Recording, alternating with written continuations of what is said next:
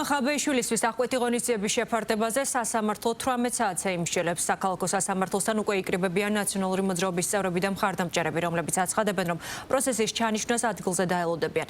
მანამდე კი დაკავებული ხაბეიშვილი სახელმწიფო უსაფრთხოების სამსახურის წინასწარი დაკავების იზოლატორში უფლება-დამცველებმა მოინახულეს. უწყების დატოვების შემდეგ მათ მედიასთან კომენტარიც გააკეთეს.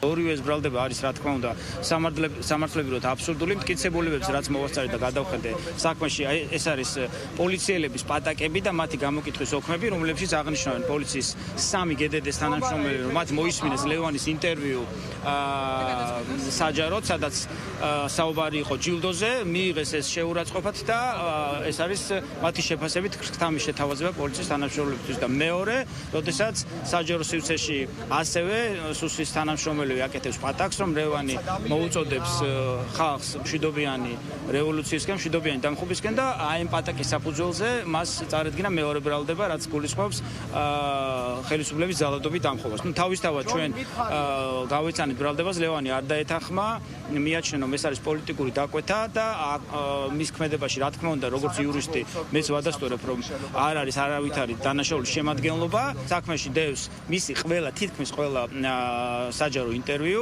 სადაც სხვადასხვა საკითხებზე საუბრობს, მაგრამ აბსოლუტურად ყველა ინტერვიუში, სადაც ხდება დაზუსტება, რომ ჯილდო არის ეს მომავალ ბიუჯეტიდან, ანუ სახელმწიფო სახსრებიდან, ეს ჯილდო, რომელიცაც პირდება აბსოლუტურად ეს არის სახელმწიფო ბიუჯეტში აკუმულირებული თანხებიდან. თელმა საზოგადოებამ იცის რა არის საქმის მასალებში.